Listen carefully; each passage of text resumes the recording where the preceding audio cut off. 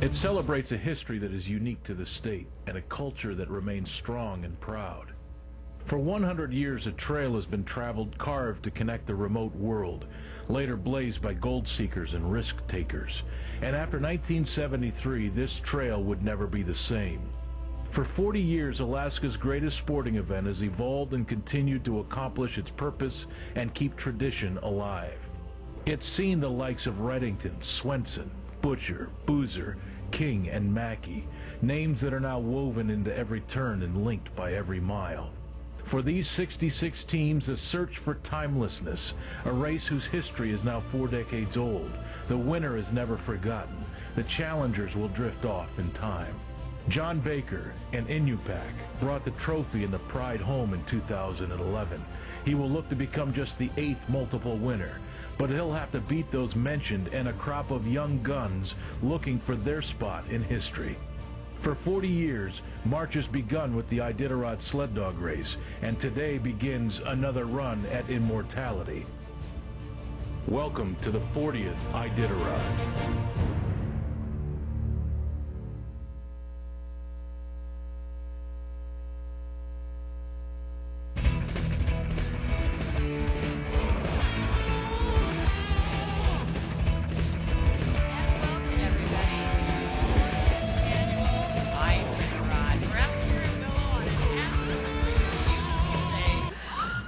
And coming up to the line now, of course, last year's champion. Oh, here's a guy we don't know anything about, John Baker. And look at these dogs. Beautiful. These dogs are coming up on leashes, absolutely calm, under control. They set a record last year, 8 days, 18 hours. So everybody knows he's the guy to beat this year. He says he feels good. He's got a lot of the same dogs in. He's got 65, 70 pounders in here, which he likes. He likes power. And I tell you what, you'd better be ready, because I think he could easily win this, be second-time champion this year. Oh, yeah, and, these are good-sized dogs. That's got to be some power there, that's for sure. And John and his family is just a gentleman, too. Andy's on the sled, Andy Baker, who's president of the Iditarod Trail Committee now, so... And John just looks amazingly calm, doesn't he? Oh, just like his dogs. When I was racing, and his dogs all look like this is just another day at the office. Another day at the office. And John was one of these guys, you'd be at a checkpoint, you lay down to go to sleep. He'd be snoring before he hit the bed. He could just sleep through anything. He's real relaxed, real comfortable. The vice versa, the other side of it, he was hard to wake up. He always had 3, 4 people. And of course, none of us would wake him up. We leave him there. John out of Kotzebue. First Eskimo to win the Iditarod Trail sled dog race last year, and that was a big deal. The people in Kotzebue, his home village, are just love him to death, and just a wonderful thing to see. Here he goes. He's getting ready to go. Our current champion of the Iditarod Trail sled dog race, John Baker, is leaving the chute right now. There he goes. There he goes. Trail to Nome. He's just a beautiful sled, and look at that dog team. It is amazing. And we'll be back with more in the 2012 Iditarod Restart.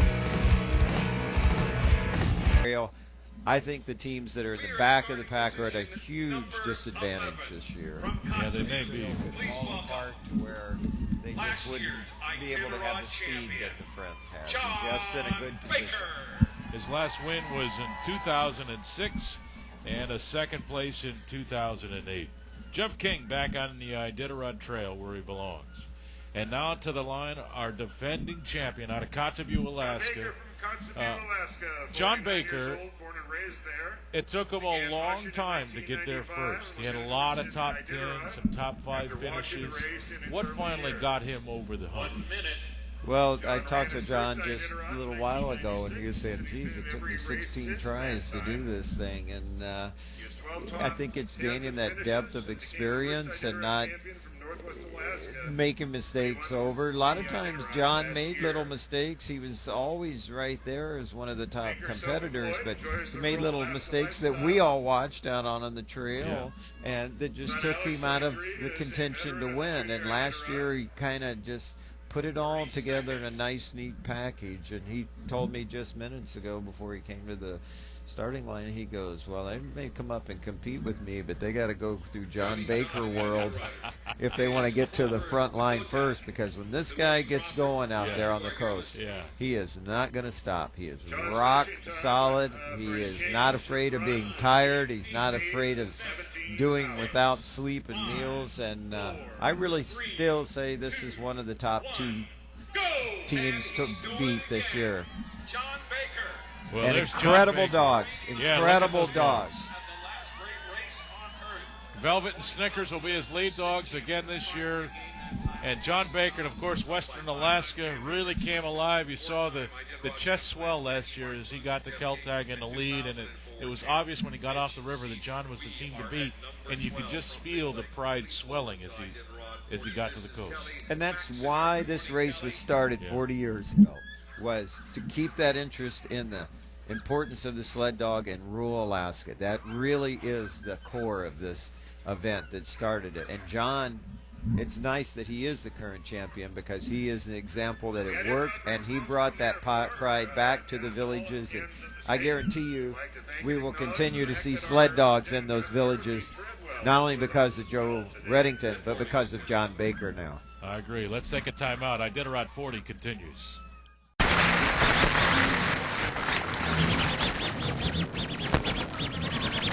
And number 21, John Baker.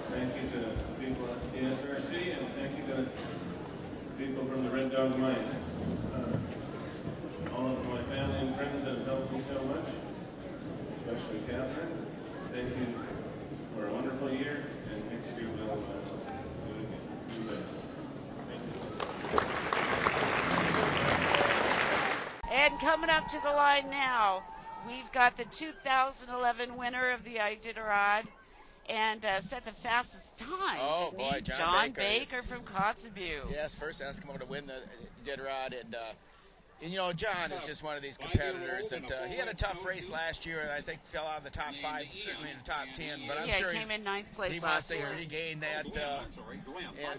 You know, the southern route may be just made for John Baker, you know, because it's tougher, longer hills, and you got to go up the Yukon River 200 miles into the wind and things like that. So it's made for John Baker. Yeah, because he's trained in those kind of conditions. And that's how he won, Kotz, right? Time. Yeah, exactly. And so he won on this route, right? And look at these dogs; they're big and strong. Oh my goodness! Yeah, John's got some big dogs here.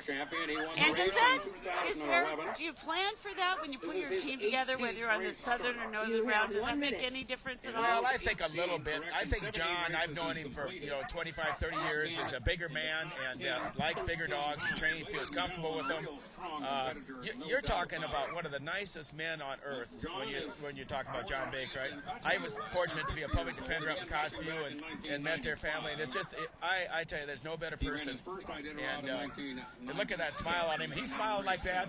And the thing I used to hate about him on the Iditarod is he'd fall asleep so quick. I'm not a very good sleeper. He'd fall asleep on the way down to bed. It just drive me crazy. But a great guy, great champion.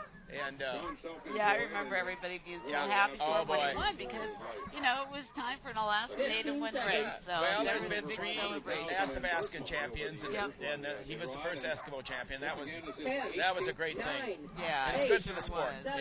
And here he goes, John Baker stepping onto the runner. And one more hug, and off John goes to Nome. There he goes. He's got all 16. Yeah. He's got some bigger guys in there. Yeah, he sure does.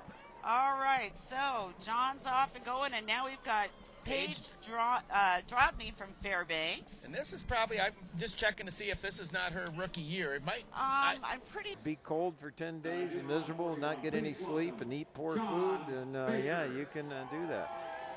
Well, now here's a guy that can win coming up right now for sure. Any year, any time. John Baker. He's got the financial support in his kennel. He's got certainly all of Western Alaska rooting for this guy and helping him out whenever he needs it. And John Baker proving 2 years ago that he now has the mindset that it takes to win, and he got there first. The speed record holder here. John holds the speed record on the southern route, which is a little longer, and if you look at him, he's also got bib number 13, the winningest number in Iditarod. 13 is considered a lucky number in sled dog racing, and John just year before last won on this very same southern route. Another thing about John, and he's got these great old trapline village sled dogs that can just do anything, and that's how he won that race. They are solid, they are strong, they're really good leaders that can handle wind, move in and out of checkpoints efficiently, and I figured during the 2011 Iditarod that he won. I sat there and timed him going in and out of checkpoints, and just because of the efficiency and quickness of his leaders going around buildings and getting in and out, he was making up 10 minutes every time on his fellow competitors. 10 minutes times 20-some checkpoints, you're ahead a little bit, and it matters given time. And John, being one of the larger mushers, he set the speed record probably because of his efficiency in the checkpoints. True? Those leaders that helped him get around and his efficiency definitely helped him get that speed record. Velvet and Snickers were his leaders 2 years ago, and I believe Velvet is still in the team. I think Snickers has been retired. That's correct. I think that is exactly right. There was one he didn't want to bring, but he definitely will have a really good team. Now, this is one of my favorite rookies here. Yeah? Now tell us why. Well, because she's new to it. Look at her face, how she's smiling. I mean, she's just into this. She has no idea what she's going to feel like in 4 days.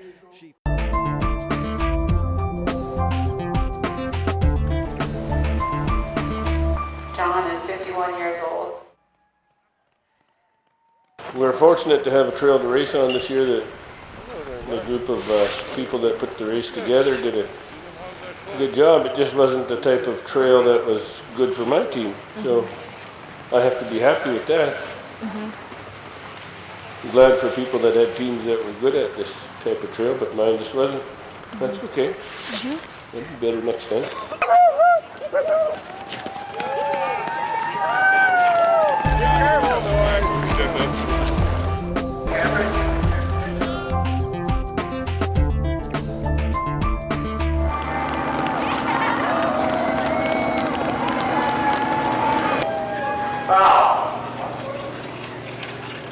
Now here they're all in. Hi. Okay. Hi. We made it. What a good feeling. I wasn't sure we would till we saw the front street of Nome. Then I thought I should put my bib on. Yeah, this is my daughter Amelia. I'm so happy to see her. Great. How was the trail? It was a beautiful trail. It was challenging and makes it all the more worthwhile to make it to the finish line. Yeah, it was tough, and our dogs are tough, and we're tough, and we made it. So very proud. Congratulations. Thank you. We made it. We made it. How you doing? Oh, you have to carry me. But lots of exuberant moments, just because there are so many thrilling portions of the trail. Every time I got to the end of one, I did a little jig, you know. But there was one favorite moment at the old women's shelter cabin between, Cleet and Shaktoolik, and I got to spend about 6 or 7 hours there, and I just thought it was a beautiful place, getting to camp out with the dogs. And then there were definitely some big climbs coming in here once we got to the coast, and so it's surprising when the dogs are really climbing up the hills, you get to the top. It's just such a good feeling. At the top of the mountain, you can see all around you.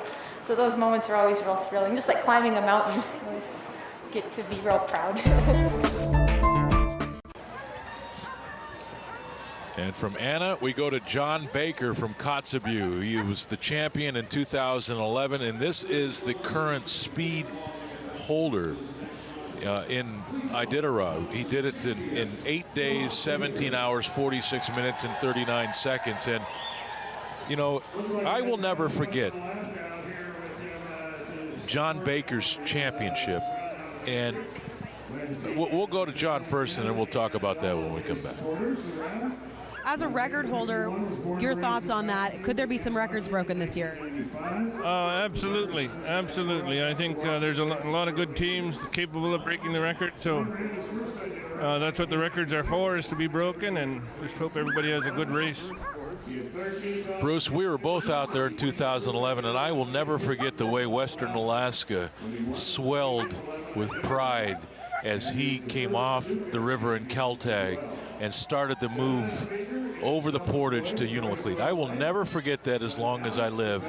And just the way the towns of Unalakleet and then Shaktoolik and Koyuk and Elam greeted him, and then of course Nome was incredible. You were there. Yeah, it was amazing, and it was kind of the full circle of what Joe Reddington had started, that a champion team would come out of the villages. And of course, John's from Kotzebue, the Nana region. I lived up there for about 6 years, and there's a rich dog mushing history. Some of the people that ran the very first Iditarod came out of that region, and John just took that and turned it into a championship. And he's a very good, gracious man with his championship and helping the people and supporting the people of his region of Alaska. Yeah, he's the first one to thank those that helped him in that journey. I mean, it took him 16 years of running this race and support from that region, and John is the first one and always the last one to give thanks and praise to those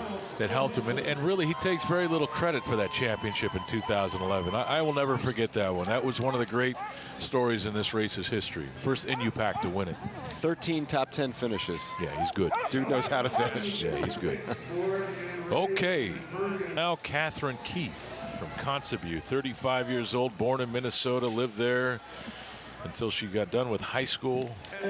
And of course, Catherine out of the John Baker camp. And together they train over 50 dogs in Kotzebue. And Catherine obviously taking the second team to Nome. And this is a young lady who is very serious about conditioning, not just the dogs, but her own. We'll talk about that after we talk to her. As a rookie this year, what are your thoughts on the trail, and how did you prepare for this? Boy, my thoughts on the trail are just that our dogs have worked hard in kind of challenging races already and challenging conditions, and I'm just hoping that that'll be enough to make them confident and capable in the whatever conditions we might find out there. As a rookie, I'm definitely just up for anything, you know, not sure what to expect. So I'm just going to try to have a good attitude and have a great time on this incredible race. And she's been around a lot of incredible races. I mean, this is an Ironman athlete, a true Ironman athlete, not a half Ironman. I mean, she's signed up for the real deal. She's completed several now and does 2 or 3 a year. Set to do the Coeur d'Alene this summer, and I think just did one in November or December somewhere. She's extremely fit. Yeah, a lot of these mushers have other sports they're involved with, and she is fit, and they know what it's like to work through pain and keep going and have a goal.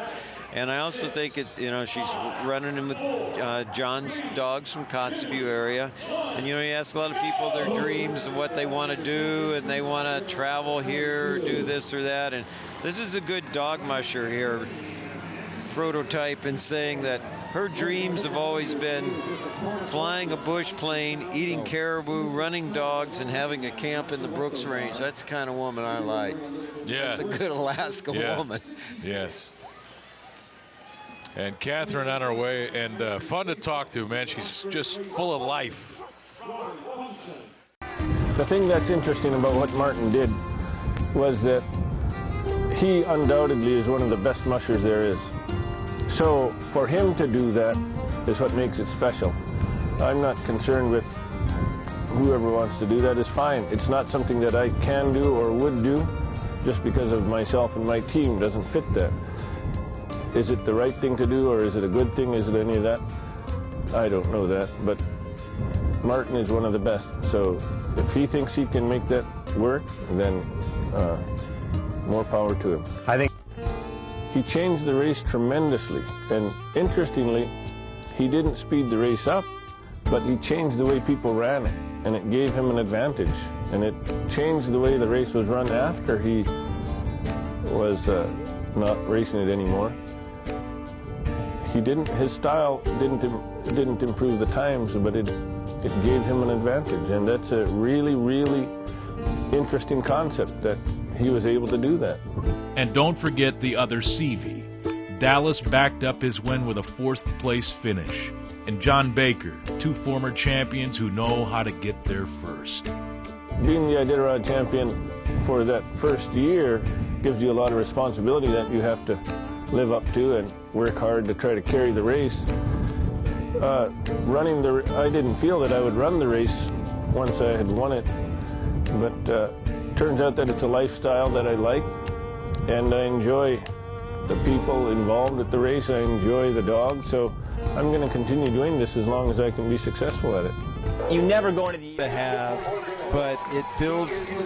It's a whole extra training field to pick from. I mean, Jeff King doesn't always have that. Not everyone does, but it definitely has some positive aspects. But you have to have a community of people around you that help with things like food drops, and just it takes more than one person.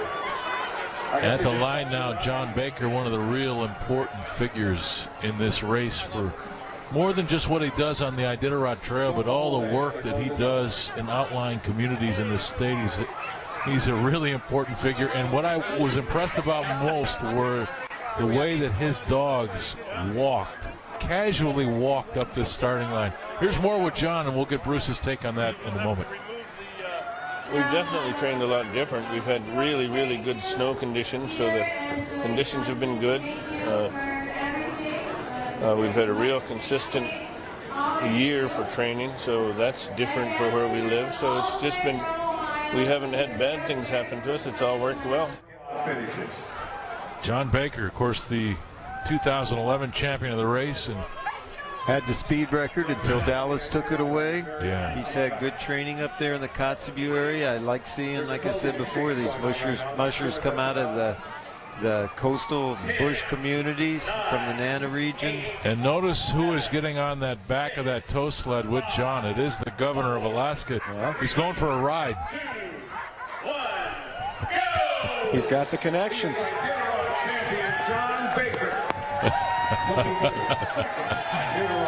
And a sign for Marco Rubio in the front of the sled. Holy political statements going on here. Right.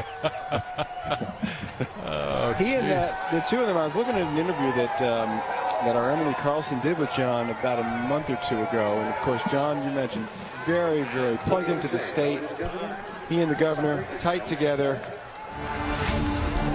Our coverage continues here. They had a shot at winning. I mean, just knowing these guys, that's what they're like, and their does it get competitiveness a little more difficult for Hans to be a true contender in this when he's starting 84 teams back? You know, there's times it works as an advantage and a disadvantage. So it depends on how this trail holds up going to Roan. If you're at the back and the trail deteriorates, it's going to cost you a lot of extra time. At the line now is Catherine Keith out of Kotzebue, partnered up with John Baker. Finished 32nd in 2014, a scratch this past year. Here's more with Catherine Keith. With the team that I have, I want a top 20 finish. And I want a top 20 finish in a way that allows us to have a great race, but also we're doing this wellness initiative right now, and we want to really support the communities and their wellness goals. So we want to be out there on the trail and also encouraging all the communities to do awesome things for themselves too. And don't mess with Catherine now. That's it. No, she's a world-class athlete now. And the wellness issue she mentioned, the initiative again that John had started, very popular throughout the state, connected in with Governor Walker. Very influential too. Made a lot of inroads and helped a lot of folks. Yeah, we'll be hearing a lot more of that throughout this race. We'll be talking to John and Catherine about it, but they have an important mission in this state. And the suicide rate is something that I think the world is dealing with now, but it seems to be even worse in communities rural in this state. And Catherine and John doing great work with that. We wish them both well on the trail and beyond. And that gets us to bib number 86. I thought we were going to 85. We're actually going to 86. So, and that gets us to Martin Koenig. Version of March Madness, though, here at Iditarod. Well, speaking of champions, here comes another one. John Baker, when he won this race in 2011, broke the speed record that has since been taken over by Dallas Seavey. John said to us that when he won the race, it was always his goal to win this race, Kotzebue guy, and a big deal and a hero in that part of the state of Alaska. Beloved, respected for what he's done with the sport, helping get Kotzebue back on the map in mushing. He said that he wanted to win the race, and when he did it, he thought that he would retire and said, okay, well, that's enough. And then, like it does, it drew him back in, and he couldn't stay away. He's an icon. For him to win this race was huge for Alaskans, but also our native Alaskans to be able to see him go out there and do what he did. And then he shares it. He's helped mentor Catherine Keith, who we're going to see here later on in the race. He welcomes many people into his home every year for the Kobuk 440 up there in Kotzebue.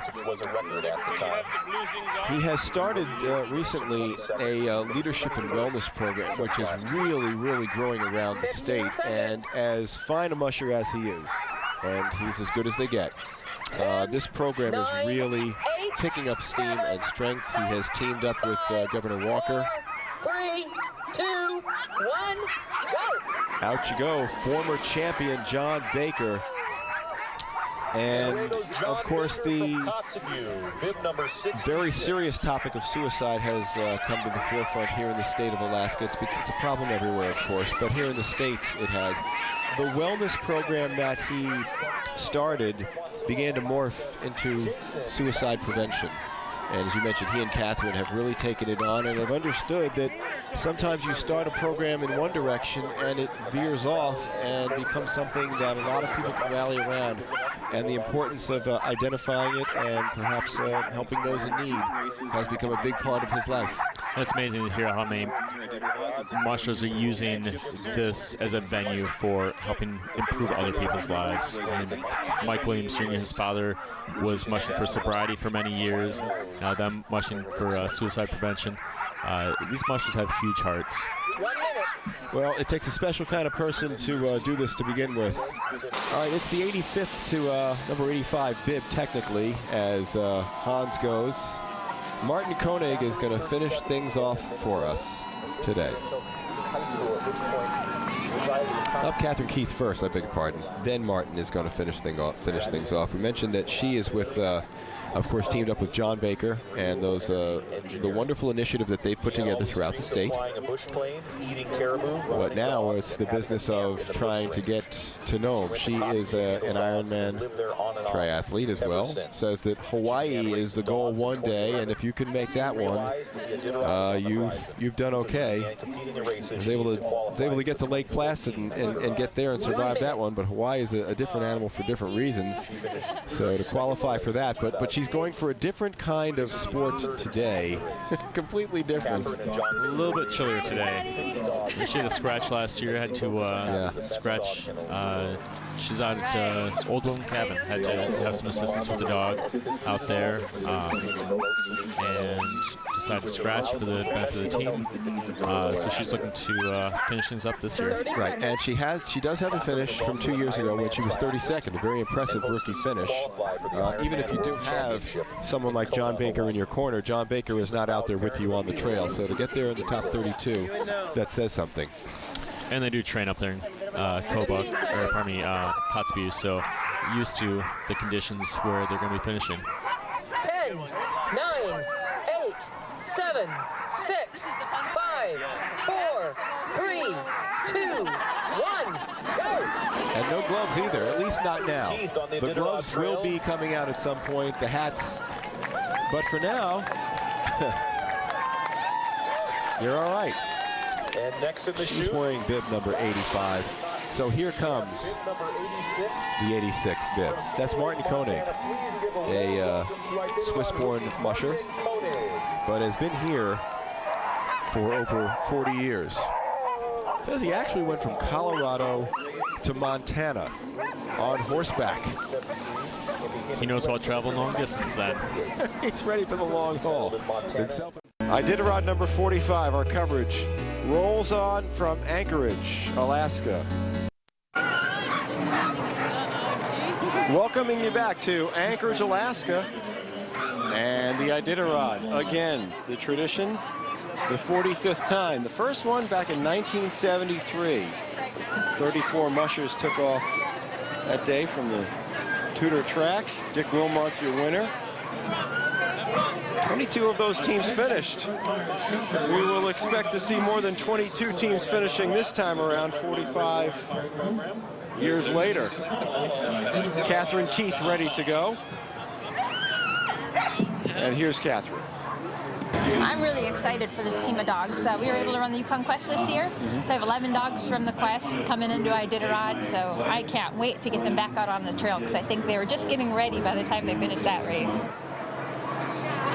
So as we just heard her say, when I talked to her, she just finished her very first Yukon Quest. She was impressed with it, what people call hills there, which are pretty big mountains and climbs. So this team's pretty tuned up and already in the racing mode. So it'd be really fun to see how she does this year after having that experience on the Yukon Quest for both her and her dogs. And had a good run last year with 31st.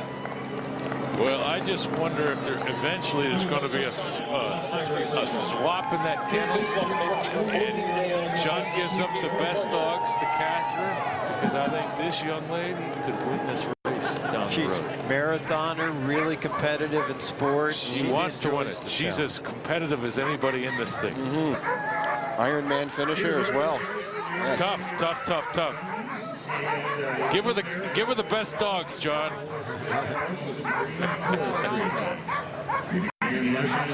This route where it was so cold in Tanana, he overcame a lot, but it takes its toll. John Baker, all right, Iditarod champion. Let's hear from John Baker. What is it about? What is it that you've seen out on the trail in training that says, yes, we can do it? They're smooth, they're efficient, and they're well trained. Isn't it amazing that was 6 years ago? Wow, Bruce, you're getting low. 6 years ago that was. Man. Well,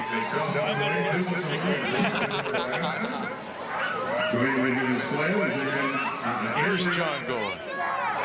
He's saying hi to everybody. Oh. I'll see you at the finish for sure. That's the John, one of the good guys of this race. He's always fun to have out there. He's so mellow and chill. Nothing rattles him. Nothing rattles him.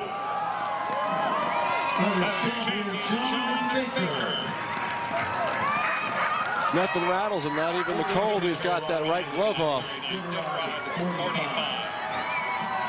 And I think John's one that's probably happy that the race is going to Fairbanks. He comes out of Kotzebue. These warm starts down in South Central have always been a little difficult, and the colder temperatures benefit John's dogs coming from Kotzebue.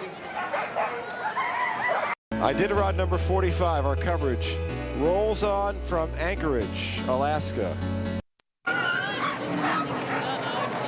Welcoming you back to Anchorage, Alaska, and the Iditarod. Again, the tradition, the 45th time. The first one back in 1973. 34 mushers took off that day from the Tudor track. Dick Wilmont's your winner. 22 of those teams finished. We will expect to see more than 22 teams finishing this time around, 45 years later. Catherine Keith ready to go. And here's Catherine. I'm really excited for this team of dogs. We were able to run the Yukon Quest this year. So I have 11 dogs from the Quest coming into Iditarod, so I can't wait to get them back out on the trail because I think they were just getting ready by the time they finished that race. So as we just heard her say, when I talked to her, she just finished her very first Yukon Quest. She was impressed with what people call hills there, which are pretty big mountains and climbs. So this team's pretty tuned up and already in the racing mode. So it'd be really fun to see how she does this year after having that experience on the Yukon Quest for both her and her dogs. And had a good run last year with 31st. Well, I just wonder if eventually there's going to be a swap in that kennel, and John gives up the best dogs to Catherine, because I think this young lady could win this race down the road. She's a marathoner, really competitive in sports. She wants to win it. She's as competitive as anybody in this thing. Ironman finisher as well. Yes. Tough. Give her the best dogs, John.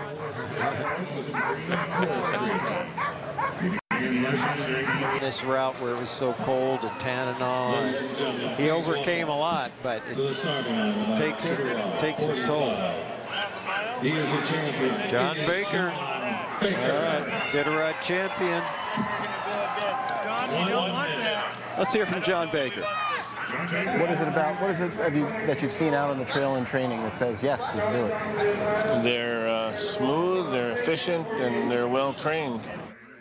Isn't it amazing that was 6 years ago? Wow, Bruce, you're getting low. 6 years ago that was. Man. Well,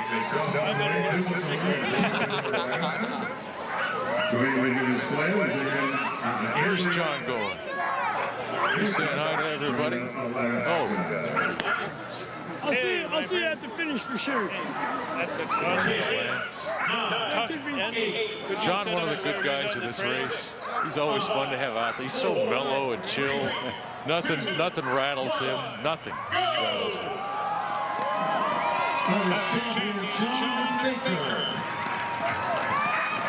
Nothing rattles him, not even the cold. He's got that right glove off. And I think John's one that's probably happy that the race is going to Fairbanks. He comes out of Kotzebue. These warm starts down in South Central have always been a little difficult, and the colder temperatures benefit John's dogs coming from Kotzebue.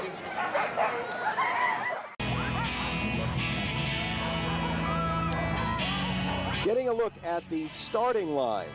Yes, the starting line, folks, here in Fairbanks. Along with veteran musher Brian Bears, who completed this race back in 2006. I'm Dave Goldman. Happy to have you with us, our entire crew, as we watch Catherine Keith take off. Catherine, a very interesting story. Came up from the Midwest some years ago, got her degree, and then decided that the Iditarod was the way to go. She and John Baker are together now and race and train nearly 50 dogs in Kotzebue. And Catherine is bitten by the bug for sure, and very much into it, and a very skilled and talented musher. And you know, when you're with John Baker, you're certainly going to pick up some things because he's one of the best that's ever lived as well. Oh, absolutely. Having won the Iditarod, he is one of the best. He's probably going to be the one running the A-team out of this kennel. But just because he's running the A-team does not mean that Catherine's going to be going slow. She ran the Quest. She was Rookie of the Year in the Iditarod. She's got the skill, and I would see her running a pretty good race here. Well, you know, Bruce Lee, again, our good friend with the Insider, made the point the other day that said, you know what, he's wondering at what point, like we see with Ali Zirkle and Allen, at what point Catherine starts taking over that A-team and making a run. He thinks that she's the lady who has a chance to win one of these things at some point, especially when you've got that kennel already with John Baker. The pieces are certainly in place. How do you do that?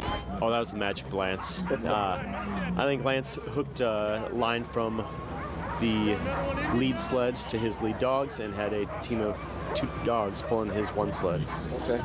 So it looks like one of those double or triple trailers. You can do double trailers here, you can do triple in Canada, I believe. I've seen that happen out on the Alcan. People said it looked like a ghost team was being mushed in by Lance. Yeah. Well, we mentioned before Catherine Keith, and here's the other half of that dynamic duo, and he's one of the fine mushers to ever get on a sled and run dogs. John Baker out of Kotzebue, champion in 2011, so before the Seavies really got going. Well, Mitch has certainly been around for a while, but before Dallas Seavey got into his groove, John Baker had himself a win in 2011. It was a big deal, too, when the Kotzebue native got that victory, too. For many of the smaller communities throughout the state of Alaska, one of the really respected mushers out there. Sportsmanship last year from Donlin Gold. He's one of those soft-spoken mushers out there, but he is a giant on the trail, both figuratively and really. You look up to this guy. He's a guy who knows the dogs, he knows how to handle himself, and he's very, very well respected out there on the coast. They'll have on bib number 65 this year for Iditarod number 45 with a wave to the crowd as he heads off into the Fairbanks afternoon. John Baker.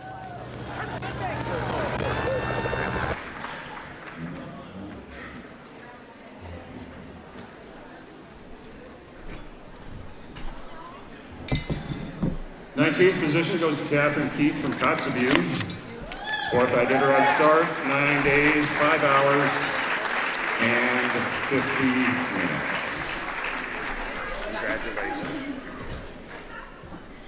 Well, good evening, everybody. Thanks so much for coming out here. There are so many people to thank. I, of course, need to first thank my family, my mom, my sister, my daughter, all my family that's not here.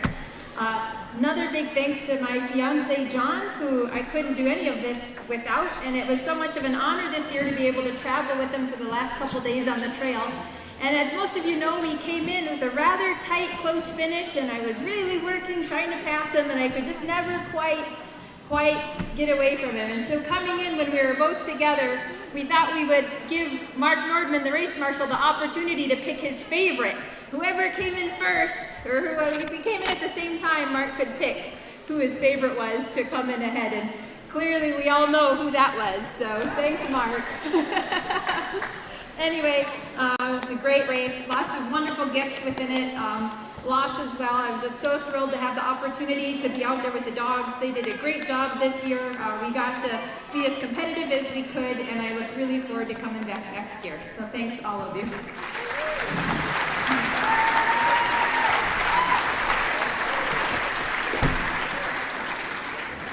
Now please welcome John Baker, our champion from 2011. This is his 22nd running of the Iditarod.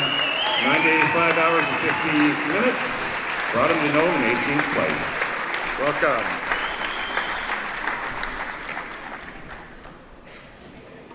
Thank you. I just realized I've been running the race for over 20 years, and the people I need to thank have been sponsoring me for over 20 years. They've been with me the whole time. Northern Air Cargo, Tech, and the people at the Red Dog Mine, and also ASRC. Never wavering for over 20 years, so that's an incredible group of sponsors. It's been kind of a lonely year for me this year, being here in Nome, because the group, my brothers and sisters and family, have been with me constantly and never leaving my side. So I want to be sure and thank them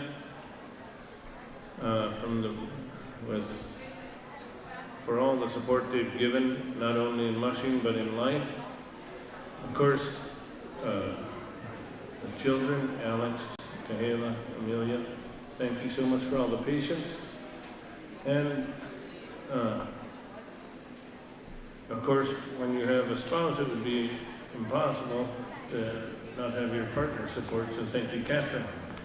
This year we had some special handlers helping us. Pato and Ray Lynn came to Kotzebue in January, and they were an incredible asset to us. And I wanted also to say thank you to them. So thank you all for being here with us tonight, and thank you for all the support over the years to Nat and to everybody. Thank you.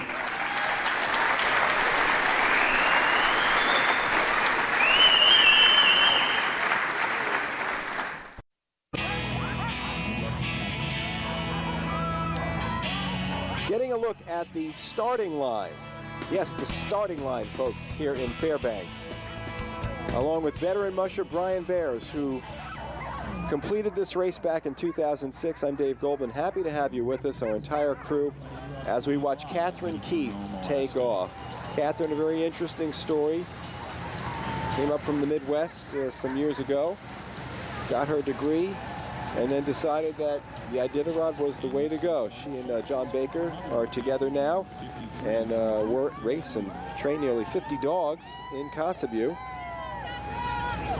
And Catherine bitten by the bug for sure, and very much into it, and a very skilled and talented musher. And you know, when you're with John Baker, you're certainly going to pick up some things because he's one of the best that's ever lived as well. Oh, absolutely. Having won the Iditarod, he is one of the best.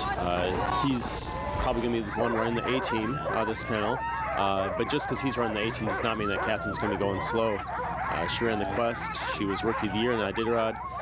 She's got the skill, and I would see her running a pretty good race here. Well, you know, Bruce Lee, again, our good friend with the Insider, made the point the other day that said, you know, he's wondering at what point, like we see with Ali Zirkle and Allen, at what point Catherine starts taking over that A-team and making a run. He thinks that she's the lady who has a chance to win one of these things at some point, especially when you've got that kennel already with John Baker. The pieces are certainly in place. Another one of these guys. Oh, that was the magic of Lance. I think Lance hooked a line from the lead sled to his lead dogs and had a team of 2 dogs pulling his one sled. Okay. So it looks like one of those double or triple trailers. You can do double trailers here, you can do triple in Canada, I believe. I've seen that happen out on the Alcan. People said it looked like a ghost team was being mushed in by Lance. Yeah.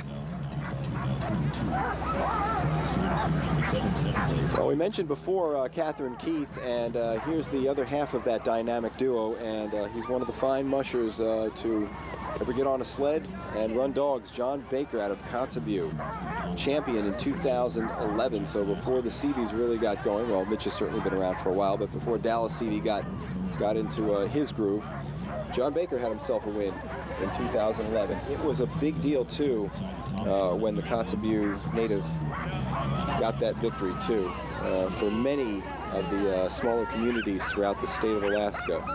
One of the really respected mushers out there. Sportsmanship last year from Donlin Gold.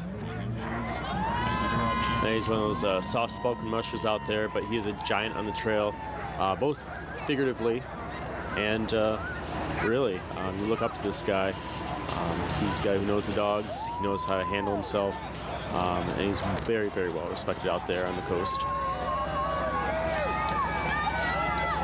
He'll have on bib number 65 this year for Iditarod number 45 with a wave to the crowd as he heads off into the Fairbanks afternoon. John Baker. But he will be out of the trail. Next up, Catherine Keith from Kotzebue. Ran the Yukon Quest. I think we have an interview with Catherine. We do? Nope. This is a group of dogs that knows the trail. They've ran with John. They've ran with myself. So they're going to be in great shape no matter what trail they go on. Catherine's one of the toughest people I know. She ran the Yukon Quest this year. She had to scratch because they thought she broke her wrist. So she went to deal with that. But she turned in her food drops for Iditarod anyway, see how it worked out. It's just now they're deciding a super severe sprain. She's running with brace on, but you know, she's not going to be worried about some little thing stopping Catherine. Kotzebue's a tough place to train. It's cold weather up there, lots of wind. A lot of respect for this lady. Hands a long way from the heart. Remember watching her go through some of that open water a couple of years ago, and not a pleasant experience the way it was at that point in the day. It was cold, it was windy, she went through it. A few issues with the dogs, and up she went, and that was that. Smile on her face and kept going. I don't see John Baker down there. I see Andy Baker, but I don't see John. Do you, please? Not right now, I don't see him. Yeah. But he might be driving the truck to pick him up. They're only going, what's today's run, 12, 14 miles? Oh, there's John. Isn't that John up there in the front? Thank you. All black? Yeah, that's him. Yeah, there's John. Past Iditarod He's champion. He's incognito. He's all covered up. John wouldn't like this weather. It's too warm. Catherine's on the move. I like that gray leader they've got in that team. It's always, John's always had a really strong gray. Yeah, the year he won, he had a lot of gray dogs in that team. Good ones. We're watching her. She's watching us with the GoPro. All right.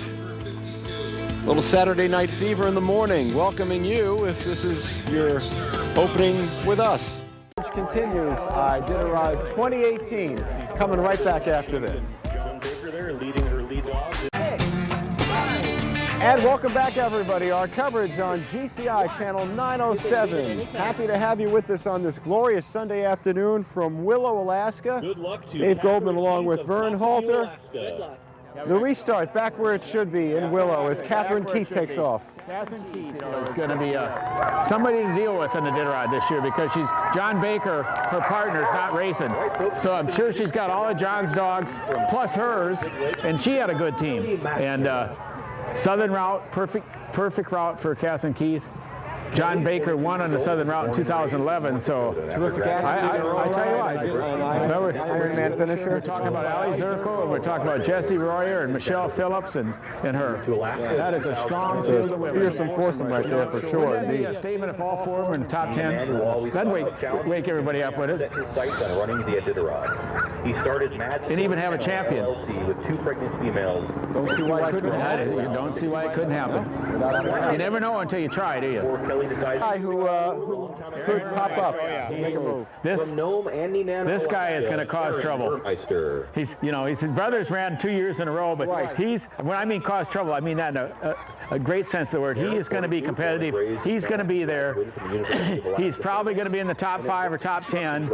And if he runs a strategic race and doesn't get out there too far, too quick, especially going up the Yukon River up towards Eagle Island. He says he's been racing his entire life. Watch out for him. The last 20 Watch out. Been focused on building Well, the last 2 years, although it was Noah Burmeister running the dogs, it had Aaron Burmeister's fingerprints all over it. Exactly, and that's everybody knew that. He says son Hunter is now. So I think this guy he's out here. The outdoors, and they are I think he's out in his mind to win. Now, whether he can, and I'm sure the dogs are ready. I'm sure he's got the quality of dogs. I'm sure he's got the training. Now it's going to be all strategy and how he can really, I think there's something to be said. You almost got to be out there every year. And so that 2-year gap probably hurts a little bit. Yeah. Aaron's best finish was in 2000. I'm picking him in 3rd place. 5th, 6th place. Yeah. 8 days, that's how serious I think he is. 47 minutes and 31 seconds. I picked Nick to win it. 15 seconds, Aaron. I've got my sentimental favorite of Valley. I want to win. Every year, not that I don't want Nick not to win. I just think he set himself up. But 7, I think Aaron's going to cause some. 5, 4, he's going to be there. 3, 2. We know yours going to be there, and we know Mitch is going to be there. Bib number 64. It's tough to win this race 2 years in a row. So we'll see.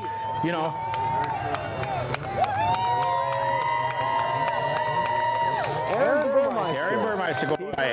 Bib 64. Good luck, Aaron. Another rookie from Mahone Bay, Canada. Another interesting guy. The thing about Aaron, too, is that he's lost a lot of weight. You notice that? Yes, he has a few amounts. Yeah, and you wonder if that's going to help their times as well. At the age of 8, while watching Bradley Farquhar Will. That, and here he is. And just look how far he came. So yeah, Sebastian's helping him. Shannuli. So.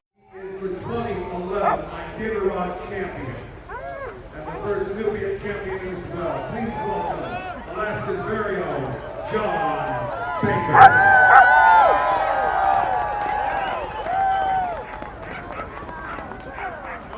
On the sled, Holly out there.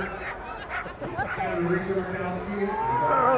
So you've been greeting your people all day long, and now you're on John Baker's sled. Tell me the story of why you ended up out here. I love this. This is I love this. This is the tradition of Alaska. The inspiration of Alaska is just absolutely, it's phenomenal. What they do, how they lift us up in times of challenging budget times. Here we have 85 teams racing to know. This is absolutely awesome. So I'm here because I get such inspiration from each one of these. Each one of these people give me such inspiration. So there's no place I'd rather be today. This is the spot to be. So it's my honor to be a small part of this.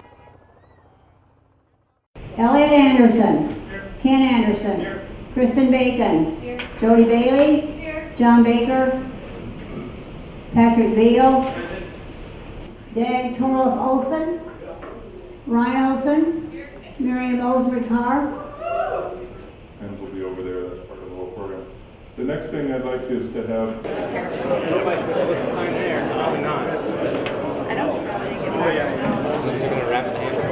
85 of us to sign. Which could be real Alaskan mushing, which is what you do. It's a real treat to be. First, I'd like to have Joanne Potts take our roll call this year.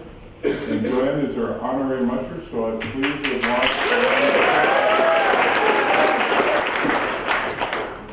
Richie Deal, Paige Drobny, Al Ishans, Sigrid Ekman, Matthew Failer. People talking on microphones a lot and all that sort of thing. Now, there. Wellness initiative to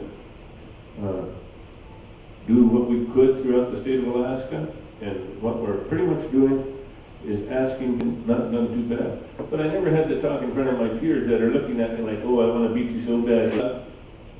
At some point, we need to start giving back. I feel like we can give back to the communities in a way that helps those. Seavey, Mitch Seavey, Scott Smith, Sim Smith, Billy Snodgrass. Today's meeting is largely about clarifying any outstanding rules, things like that, making sure everyone knows what the trail conditions are like.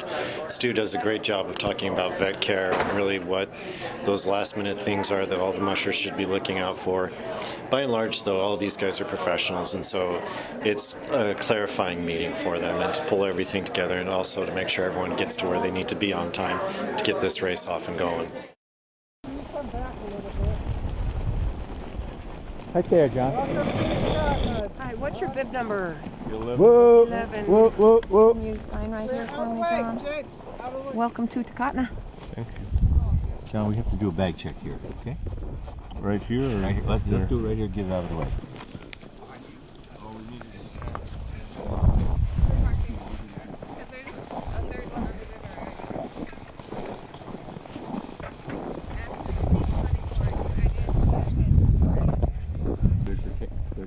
For landing, yeah. I need a new snow hook rope, though. Rope. You're driving.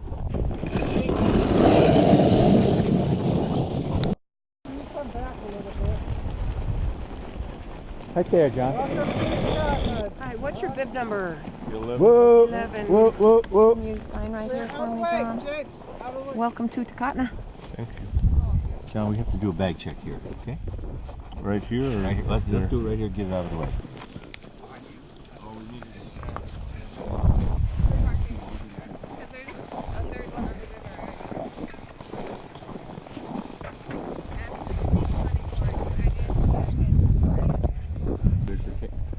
For landing, yeah. I need a new snow hook rope, though. Rope. You're driving. So we're at our annual reception, and this is something the Baker family has hosted year after year. It's the same night every Wednesday here at the Millennium, and it's a great way for us to get to say thank you for all of the people that have supported our teams over the years. It takes so much effort just to get here to the start of this race, and every single person in this room in some way has given us their time and encouragement and support, and even a dinner reception isn't enough to say thank you for just how much everybody's done, but it's something that we can do as a shout out in acknowledgement. So we hope volunteers come, or the veterinarians come, and everybody's invited just as a chance to get to mingle, talk with other mushers, and get some food and some juice and soda, and just to say thank you.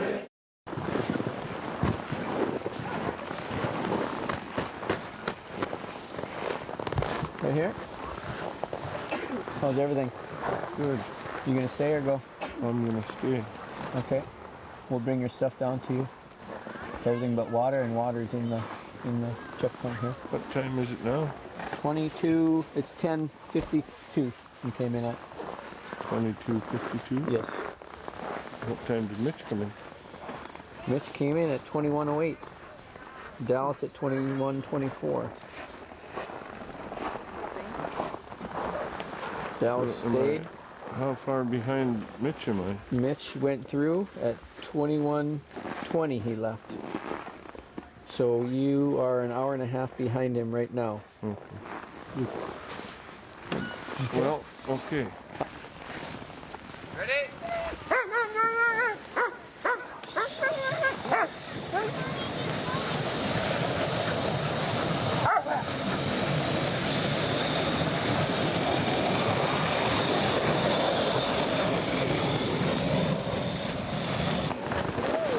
John, what's your bib number?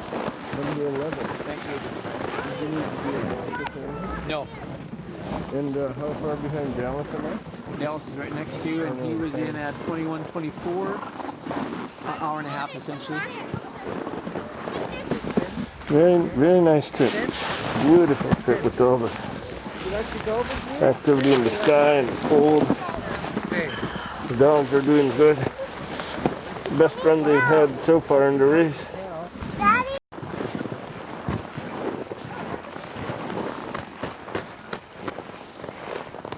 Right here? How's everything? Good.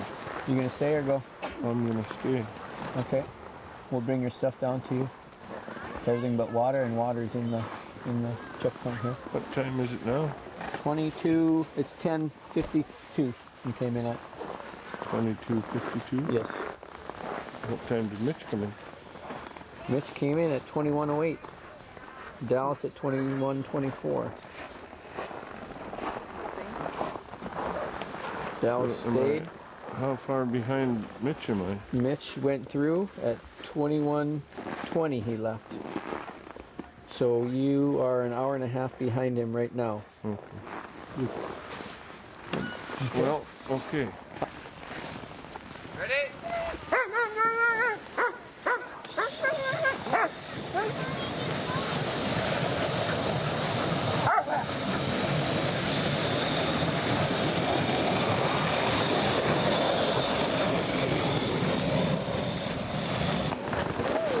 John, what's your bib number? Number 11. Thank you. You need to be a No. And how far behind Dallas am I? Dallas is right next to you, and he was in at 21:24, an hour and a half essentially. Very nice trip. Beautiful trip with all the activity in the sky and the cold. The dogs are doing good. Best run they've had so far in the race.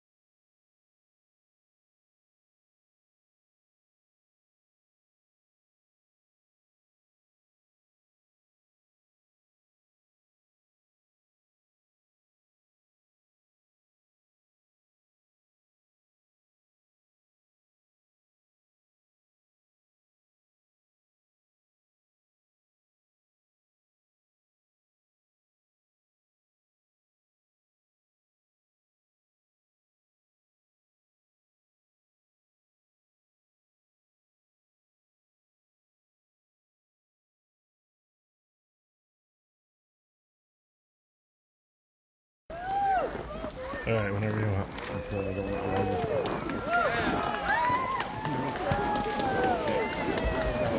Alright. Whoa, welcome to McGrath. What's your bib number? Number 11. And I need to just drop a dog and keep moving. Okay, sounds good. You got a vet and you want to drop a dog? Check it. I got 15. Yeah, they're 15 and I need to leave one. Okay.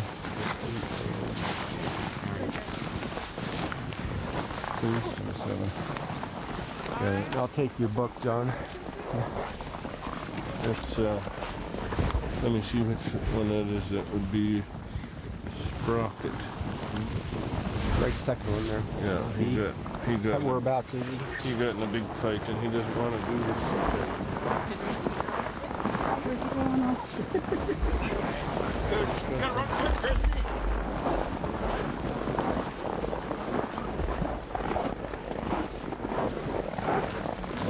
Get you the sign, John.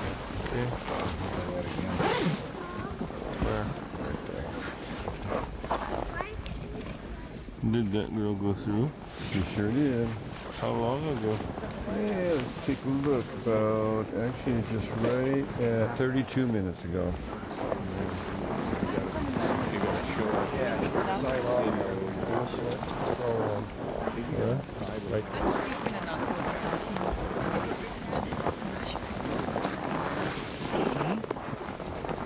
I think everything else is in good shape besides that poor dog.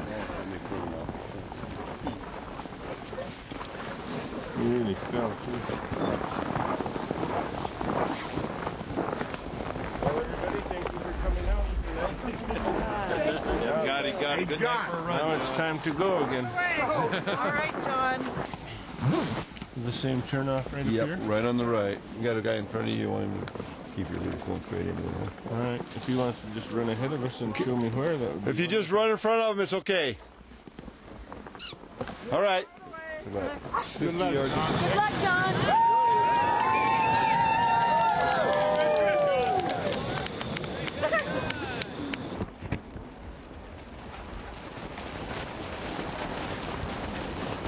Alright, there you go. Good girl. Unbite.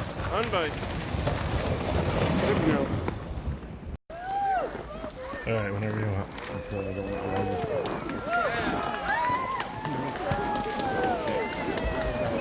Alright. Whoa, welcome to McGrath. What's your bib number? Number 11. And I need to just drop a dog and keep moving. Okay, sounds good. You got a vet and you want to drop a dog? Check it. I got 15. Yeah, they're 15 and I need to leave one. Okay.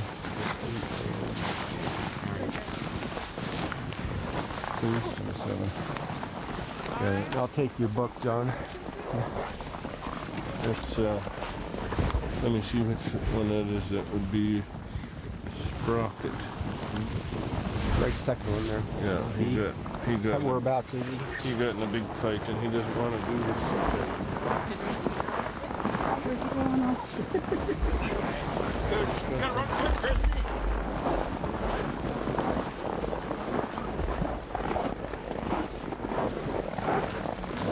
Get you the sign, John. Okay. There. Did that girl go through? She sure did. How long ago? Yeah, let's take a look. About, actually, just right at 32 minutes ago.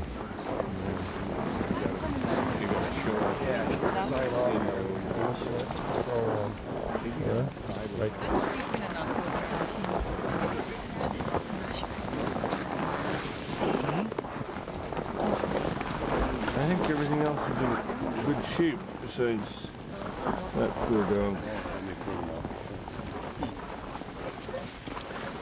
He really fell too. Well, everybody, thank you for coming out tonight. Got it. Good night for a run. Now it's time to go again. All right, John.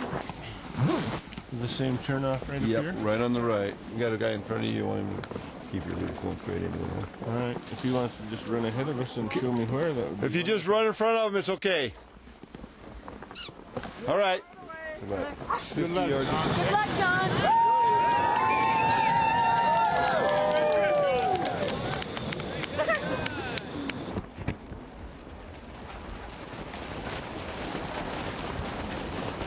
Alright, there you go. Good girl. Unbite. Unbite. Good girl. Alright, whenever you want.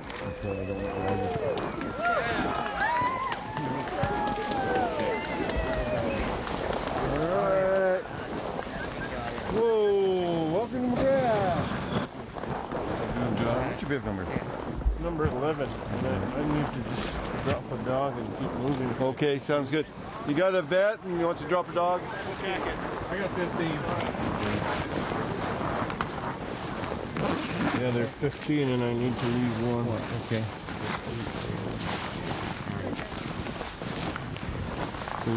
7. Yeah, I'll take your buck, John. It's, let me see which one that is. That would be Sprocket. Right second one there. Yeah, he got. Whereabouts is he? He got in a big fight and he doesn't want to do this. Where's he going off? Gotta run quick, Christy.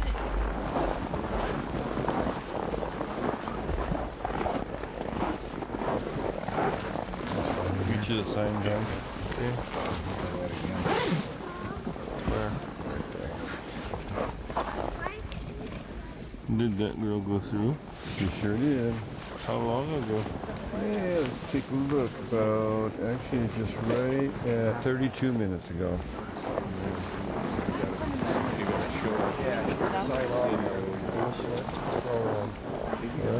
Right.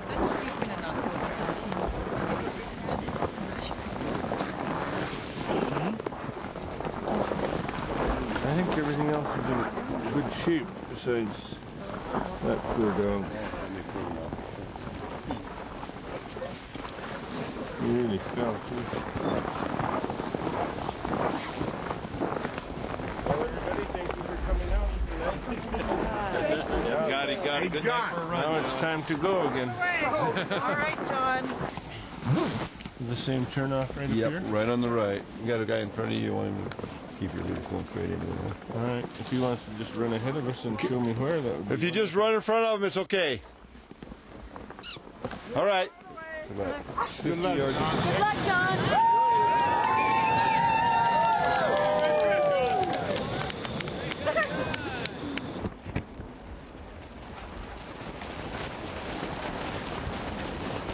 Alright, there you go. Good girl. Unbite. Unbite. Good girl. This is the one day of the year when we're able to do something for the fans and the sponsors. And so we're just going to take 12 dogs for 12 miles and just try to have fun with them and let everybody enjoy it today. It's not timed or it's not an event part of the real race yet, so we just have fun.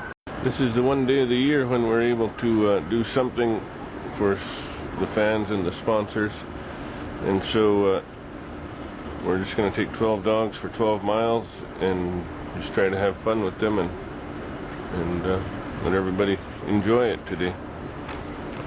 It's not timed or it's not an event part of the real race yet, so we just have fun. Okay, the next special award presented has been voted on by the Iditarod Official Finishers Club, and that's the Sportsmanship Award.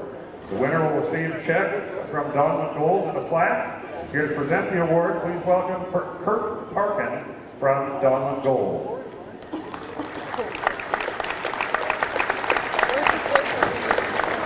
Thank you. Before I mention who has won the Sportsmanship Award, I just wanted to let the mushers know that last year we sort of started a tradition. My colleague Dan Halstead and myself were trying to meet every musher as he came through the World Arches. And so in your envelopes tonight, there'll be a little flash drive of photos of you at the start and as you came through in Nome. Unfortunately, you and a couple others slept through your your arrival. It seemed like this year, coming from safety was a lot quicker than it normally is. And so we kind of missed some of you. I apologize for that. But for the rest of you, there are some photos there. The Sportsmanship Award has been awarded since 1977 by various sponsors of the race, and Donald Gold is proud to be able to present the award for a second time. As was mentioned, the Sponsorship Award is determined by the Iditarod Official Finishers Club. And in addition to the respect of his or her peers, this award comes with a check in the amount of $3,500. I feel kind of bad that there's all these gold nuggets being given out to people. We don't have gold to give, but maybe in a couple of years when we're actually operating, we'll be able to provide some gold to the winners. When considering nominations for the Sportsmanship Award, Iditarod mushers often make nominations based on one musher's actions to help their fellow competitors. This is one of the most celebrated traditions in the Iditarod. This year's recipient continued that tradition as he helped numerous mushers through various tough situations. He also continues to serve as a role model for both veteran and rookie mushers alike. It's my pleasure to announce that the Iditarod Official Finishers Club has chosen as the recipient of the Donald Gold Sportsmanship Award, Mr. Baker.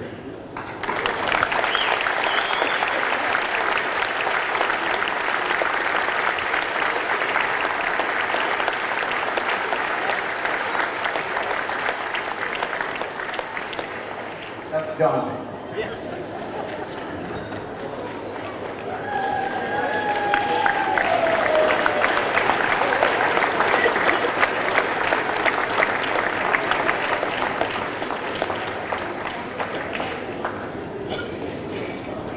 There was a trophy that I guess Alaska Airlines is going to bring it soon.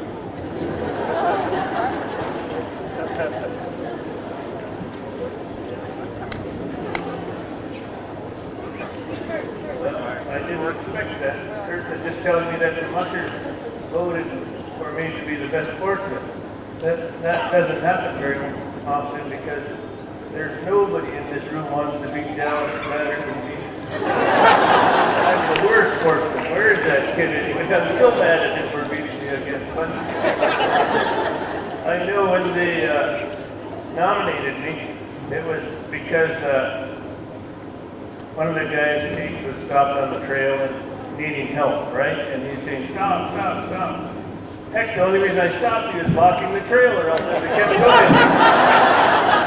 going. Anyway, all of you people that I have the opportunity to race with and be a part of the race with, I appreciate it very much. Thank you very much. And we'll look forward to racing with all of you in the future. Thank you. Stroganoff is really good. Beef stroganoff, caribou stroganoff. That's one of my favorites. Who I made it for you? Your wife? My wife. She's a good cook. Hey. Yeah, film that and put it on so Margaret can see that we're enjoying her food. She will appreciate it. Tell Margaret how good her food is, John. Really good. What are you eating? Chicken dumplings and enchiladas. You see his hands? He's a hard worker. He works hard. You know what he does? No. He's a dentist. I need. Me too. One of the meat, it was so hard, so like all my teeth has gone on the race now. Yeah? Off. You broke your tooth? Yeah. No way. Yeah. Huh? How'd you do that? Aaron's food. Don't put your head in his mouth. Oh boy. You need to get that out of there. It's Aaron's food. You need to get it out. Yeah, There's still pieces of it up there. You gotta get it out of there. You can use this? Can you do it here? No. Can you use the I can, but he won't like me. Maybe he's a Hispanic. I need a screwdriver and a pliers, but you're not gonna be happy about it. No, I don't think.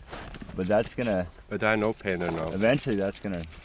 I had to take it. I'm thinking about to go to a dentist on the train. If it starts hurting, take amoxicillin. 500 milligrams twice a day. Amoxicillin. Yeah, it has some problem. But there's no problem yet. Yeah. Being a dentist, I'm curious. Do your clients ever think about where your hands have been? I know, that's why I put. Well, I only see kids. Oh, great! Put your hands. But I always, I wear gloves. But I don't think they love it. They always ask me about the dogs and mushing, and they love it. I picture his big hands and some little tiny. Well, my hands mouths. don't go hardly ever go in mouths. Only the instruments go in there. You know. See, it's good I have big hands because I just had to put my little teeny finger. I'm gonna get good reach in there. Do you have Iditarod stuff all over your office? Not really. No. Yeah. I've just started going out to Shishmaruk, close to your neighborhood. 90 miles from me. Mm-hmm. I just started going out there this couple months ago and tried to go out there a couple times. And maybe I'll come visit you in Kotzebue. So today, we do toast you from your Lakefront family for a safe journey. We toast that your dogs are safe and speedy and strong. But please join me in raising your glass today as in a toast of gratitude. Let's be grateful for each other, grateful for our strength, and grateful for the great last race. In gratitude.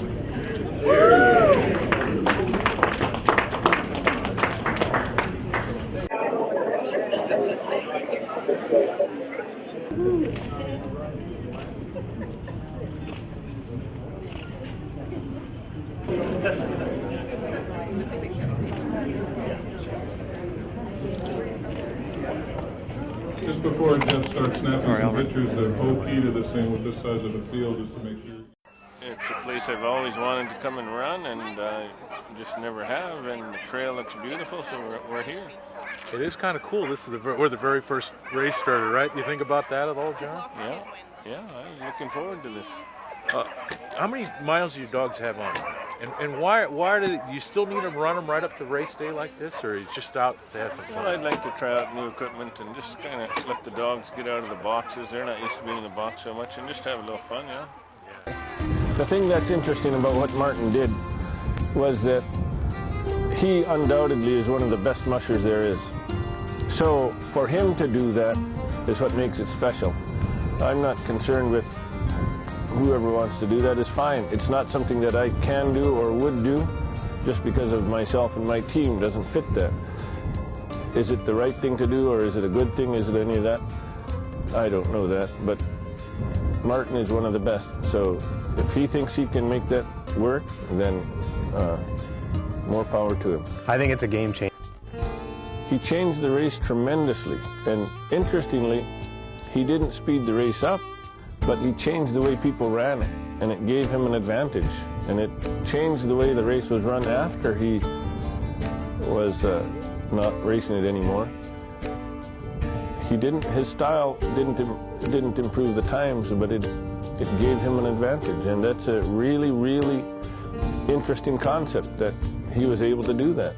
And John Baker, two former champions who know how to get there first.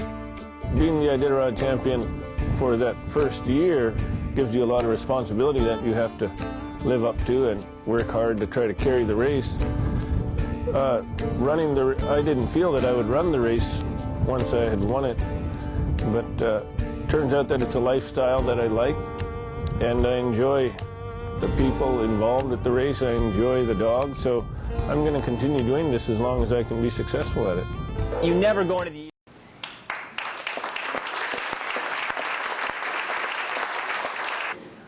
Lots of help, lots of friends, but two of our sisters are here.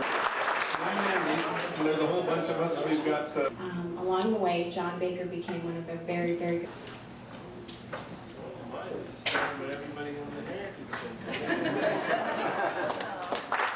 best, and good luck, and thank you. Being ready to learn means they're ready for kindergarten. Are being made available all over Alaska. This The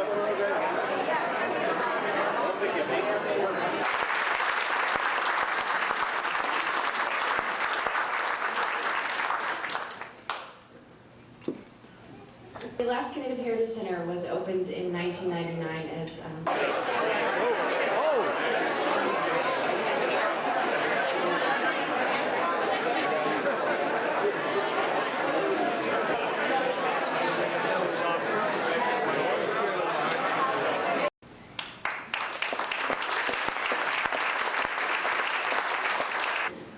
Lots of help, lots of friends, but two of our sisters are here.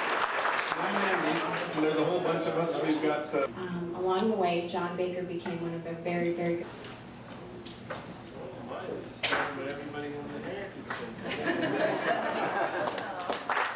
Best and good luck and thank you. Being ready to learn means they're ready for kindergarten. Are being made available all over Alaska. This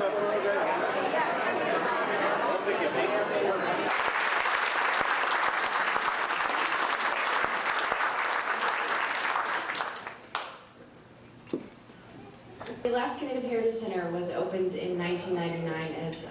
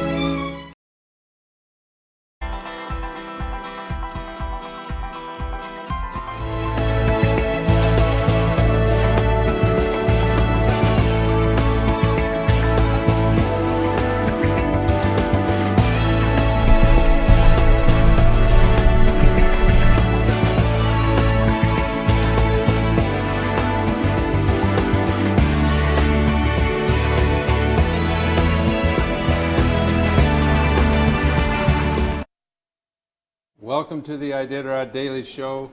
We're live from Anchorage at the Lakefront Hotel. The Iditarod has many points of symbolism, and we're going to talk about some of the great program that's going to be done on the Iditarod Trail this year. I've got with me John Baker, the Iditarod champ from Kotzebue, Alaska, and Catherine Keith, who's also running the Iditarod this year. So tell me about your program, ACT. I want to know all about it. What's going on? How have you started this thing rolling? Well, we started the program actually right before the Alaska Federation of Natives met. We were in conjunction with the governor and the congressional delegation, an initiative to promote wellness throughout Alaska and what we could do and what the people themselves could do for wellness in Alaska. And from there, we went on to consider Act on the Trail, Act on the Iditarod Trail. So we're looking forward to involving all of the communities. So, John, we talked about this earlier. How did you get the idea? How did you decide you wanted to launch such an ambitious program? Well, of course, growing up in Kotzebue, in a small town where everybody is close, you know there's issues, and so you know that the ideas have to come from within the communities being the areas of workplaces, the communities being the areas of small towns, neighborhoods. So you know that they have to come up with ideas, we have to come up with ideas that make all of us better, that help each other. So I just thought that we, as the Iditarod, owed to the communities to give back to the communities, and I thought what better way than to encourage them to come up with wellness ideas. So you came up with this notion of awareness, self-awareness. So Catherine, what's the nuts and bolts? How did you get the organization started? How did you get the governor's support? Well, we didn't have to work too hard to get Governor Walker's support because he was really the driving force behind it. We just wanted to really help support him and be a voice to help carry this message out that as Alaskans, we really want to be empowered to really make a difference in our own lives and then in the lives of our community. And being dog mushers in the Iditarod, we do sort of have this responsibility to the communities that we go through and to the students and young people all throughout the state that they're looking to us as examples and role models. So there's approximately 18 villages alone just along the Iditarod Trail. So what's going to happen? What's going to be going on with your organization during the race? So Act on the Trail is doing a couple things. The first thing that's really exciting is that we've been fundraising. We want to be able to give up to $5,000 per community along the trail. that's able to meet the criteria. And in order to do that, they need to form a youth leader program, a youth council, or a wellness coalition. And when they form these 3 groups, they're going to fill out an action plan for what they want to do to make a difference in their community, and then take some kind of action. When they do these things by April 30th, they'll be eligible to receive their incentive awards, which can go back for any kind of wellness activity that they want. So give me some examples. So there's physical, emotional, medical awareness. So what are your ideas? What do you think is going to happen? What do you think communities are going to do? We have lists and lists and workbooks of all these great ideas for what the communities want to do. And we've partnered with ANTHC, who has fantastic programs, whether it's for tobacco cessation or general wellness, healthy communities. What we want communities to do is to be able to go to ANTHC, talk to them, and then help implement things in the community. So it could be anything like a mentoring program, it could be a talking circle, it could be something about a walking club. It really has to do with what the community wants. Some communities are being pretty optimistic, and they really want to address having safe houses in their community, or they want to help with a homeless situation. So there's a lot of different goals that communities have that they want to work on, and we really just leave it up to the community because they know what's best for their community, and we just are providing support. So when you go to our website, which is AlaskansChangingTogether.org, you can download a personal wellness plan, because we have about 10 or 12 different aspects of wellness, and really for within ourselves and within the community, you can really address any of these things. And so once communities kind of go through this, they get their incentive award, the next thing that they can do is compete for a $35,000 prize. And this is a statewide competition, so you don't have to be along the Iditarod Trail. Amazing. Now, I know you explained your program today at the musher meeting, and there's a lot of mushers that said, count me in. I remember Hugh Neff said, I'm in. What do I need to do? So tell us how others can get involved in this project. Great. Yeah. For the mushers, it's going to be a lot of fun. We'll have bandanas on the dogs' necks with the logos, and we're asking mushers tonight at the banquet to go take a selfie in front of a little form that we'll have them fill out with their wellness tip. Just kind of things to learn about how mushers take care of themselves, in addition to taking care of the dogs. And we're also looking for mushers to be spokesmen, to really help us get the word out there and help encourage the communities to participate in the event. You want to add anything, John? Well, I think there's a lot of stories that each community has of where people can highlight, and where people can give their story to make everybody better, and I think there's no better story than your own to share at some point also. Well, thank you. I had cardiac surgery, and I had lymphoma cancer, all in the space of about 6 months. And I can say that if it wasn't for the supportive community and my family, it would have been very difficult. So I think your program is spot on. It hits on that our own health is our responsibility, our own well-being, but we're also responsible for our neighbors and our family. So I think your program has so many great intentions. I think it's going to be a great philosophical viewpoint. Yeah, and I think that's really what we're trying to do here, is reframe some of the challenges, because so often we go through in our own lives and we see our family and friends dealing with suicide or domestic violence or substance abuse, struggling with alcoholism, and we want to help so much, and you try to help, but then at the end of the day, it's the individual that's going to have to step up and say, I'm ready to do something different. But where this whole campaign is about is really having a positive, solution-oriented options. So viewers in villages other than the ones on the Iditarod Trail, they're not going to be contacted directly by your representatives. What can they do? How do they get involved? Yep, they should go to our website and then look at the Hero X Prize, because that is a statewide competition, and it's focused on creative and innovative, collaborative ways to develop positive protective factors within your community. And there's information about what those are and for what age groups, and you can get all the information you want at that website.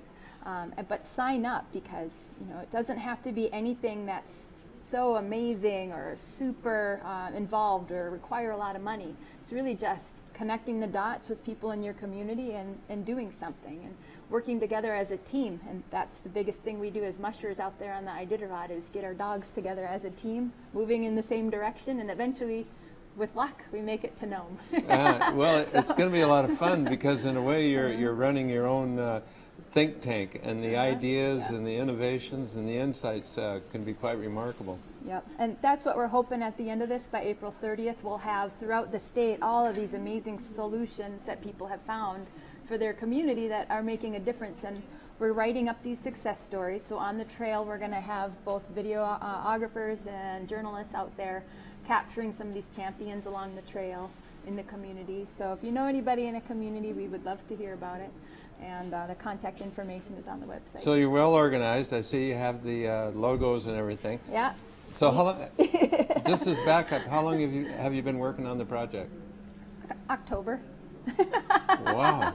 And you put it together this quickly. Yeah, and we've had a great team, and again, it kind of takes a team to make things happen, but yeah. Well, I can say just from my own observation that it's contagious, because already you have a big number of mushers engaged with the project, and they're going to go on the trail and do as well as they can to promote the idea. Yep.